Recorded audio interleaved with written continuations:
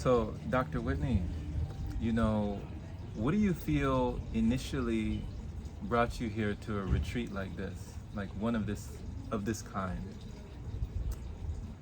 Initially, Mhm. it was related to the concept of the fact that someone can exist without any what we consider nourishment. Mm-hmm. Um, Specifically, the water, though. Mm. I was very interested to learn and understand how someone, because I fasted for 21 days, Mm-hmm.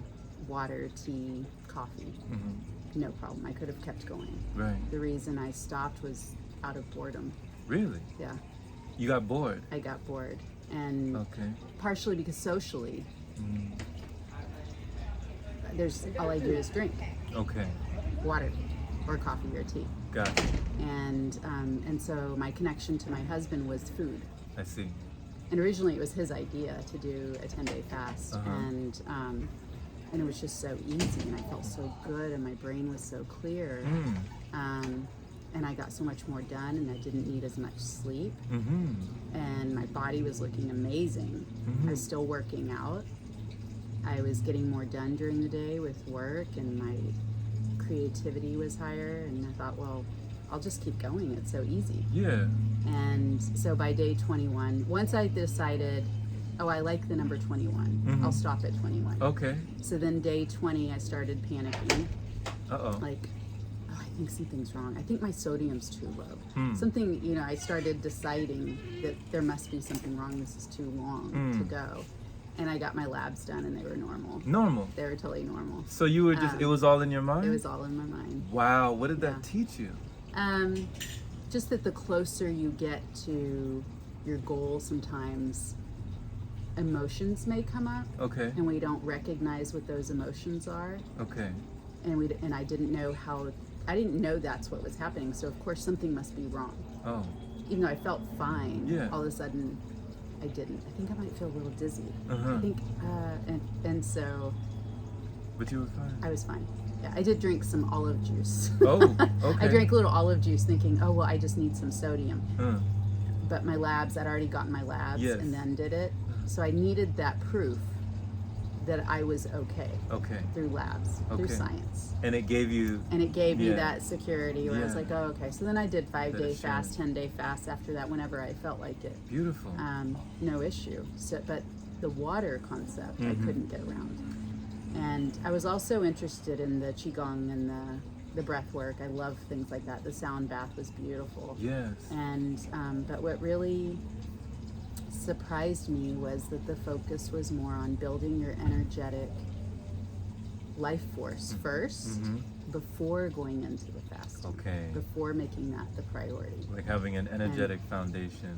Yeah, that Before you that build. makes sense. Okay. That makes total sense of how the Okay. transition occurs. Okay. And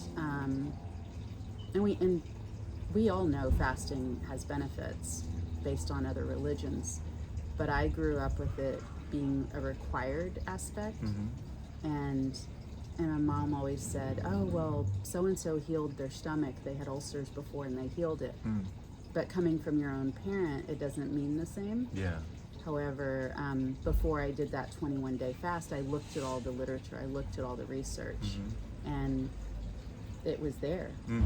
By day 5 of fasting, you have increased growth hormone, you have Yeah. increased testosterone, you have all of these beautiful hormones that are necessary for regeneration. Mm-hmm. And so when I saw that, then it's easy because your brain is convinced this is good for you. Yeah. And then it just, honestly, once you get past the hunger, I think it was day 2. Mm-hmm. If you got hungry again, it was maybe for 30 minutes or so. Make yourself busy, and then it's gone. You're gone. And, Okay. and then Oh my it's God. no thought after that. What do you feel were some of the main challenges during that 21 day? You know, when it came to physically, mentally, or emotionally, what do you feel was your biggest hurdle? So physically, initially, I think it was day 5. A detox process is occurring. I got a really bad headache. Okay. And I don't like to take ibuprofen without food. Right. So I couldn't take it, so I took Tylenol instead. Okay. So that was a thought process. But once I got past that day, I didn't have any more headaches. Got it. And then, so that was the physical challenge. That was the only physical challenge. Nice. I didn't have any fatigue. Nice. But I also listened to my body. Some days I would do yoga, some days I would spin, some days I would lift. It just depended on how I felt. So I didn't stick by a schedule, but I did do movement every day. Nice. Although I was aware of Qigong, that wasn't in my circuit. Right. And then emotionally, actually I felt the best I had in a long time. Really? Yeah. Nice. I don't think there was anything emotional. Because a lot of, people will talk about how food is really tied to our emotions a lot of times. That sometimes it's like we're eating our emotions. I do. I do. Okay. And I think because I didn't have the thought process around what am I going to eat, I didn't realize I was eating my emotions. I just thought, oh, I need to eat. Not that I was procrastinating from work that I didn't want to do. Gotcha. And so I had spent a lot of time not eating, but thinking about what I should or shouldn't eat. Should I be eating now? Should I take a break now because I work from home? Okay. And so there was a lot of expended mental, psychological energy that I didn't realize. And that was so freeing, fasting. How liberating. Very liberating. Yeah. Very liberating. It was purely that dinner was when I would have time to connect with my husband. Beautiful. And that's why I stopped. So you got closer? Well, no, we didn't, because we used to share dinner every night. So since you didn't have that, I would just keep working. and you got further apart? It was more of we didn't have that sit down time. So I think if someone is going to fast for a prolonged time, that you develop something else to do to connect during dinner time. Especially if you have a partner, if you have you're a in a partner relationship. that's not fasting, even if he is, like now before coming to the retreat, we were fasting. We'd be like, well, what do we do right now? Yeah, that's Should we go for a walk? Most Like, people what do don't we know. do? Yeah, they don't know what to do if food is not involved. Yeah, so creating some system to get past that hump of what do you do, and if you have it maybe scheduled, we went and started playing pickleball. You pick up hobbies. Yeah. You get creative. Go get in the pool, go do something. Don't just sit in the house. Right. Because then you think you're bored, but you're really not. You have extra time, and you're not used to having extra time. Usually we're, you wait till the weekend to do things because you don't have time during the week. So I'd say you got a lot on your plate. Yeah. It's not food. Yeah, because like you said, Dr. Whitney, it's so fascinating to find all this time on your hands and all this energy and abundance when you're not cogitating, you're not like mentally using up psychic energy, thinking about the food, going to get the food, buying the food, preparing the food, cooking the food, eating the food, judging the food, wishing you could eat something else. Right. And there was a lot to it. Jeez. Yeah. And then also not making the best choices and then working out, thinking you're working off the poor choices. That was gone. So I was working out to build muscle. Okay. I was working out to create the body that I wanted for when I'm 70. I see.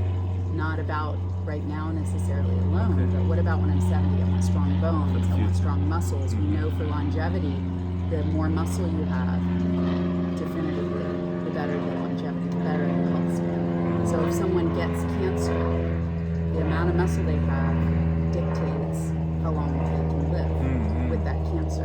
However, rewind now, if we're saying energy can be produced through cultivation of Qigong meditation, then one, will someone get cancer? What is cancer really? In the first place. And secondly, if they did, through those practices, would they be able to continue cultivating that energy? So it changes the ballgame. I think it's a whole different, there's light is medicine. movement is medicine. Yes. And we say that from a perspective of food is medicine, and we know light is medicine. Red light for this, red light for that, sunlight. Coming back to that, the piece that seems to be missing is incorporating energy as medicine, energy from the sun, energy from the air, energy from the nature. We know that the earth has energy, Yes. called Schumann's resonance. So if we intentionally cultivate energy from those sources, what does that look like? Wonderful question. Wonderful question. So, oh my goodness. Thank you so much. Thank you Absolutely. just for your testimony, for your, just for teaching through your own lived experience, you know, through your own lived example, through your own embodiment of being your own experiment in your own laboratory, you know, testing and finding out, knowing that you could be going and keep the energy flowing and that things could be growing, you know? Like, I love that.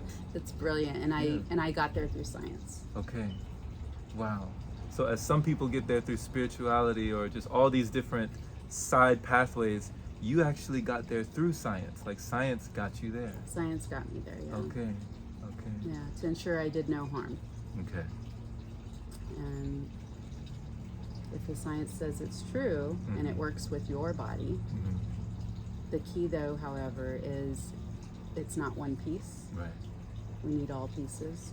Of the puzzle. All pieces of the puzzle. We need the sun, which is the light. We need the air. We need to do our breath work. We need our movement. Yes. We need our meditation, and we need community. So Dr. Sun, Dr. Air, Dr. Movement, Dr. Meditation, and Dr. Community. These are the doctors. And Dr. Whitney, coming straight from the doctor. Thank you so much. Thank you, Jerome. This was a Yeah. blessing. It was. So Thank you. much love, everyone. I hope you got a lot out of this message, and we'll see you again soon.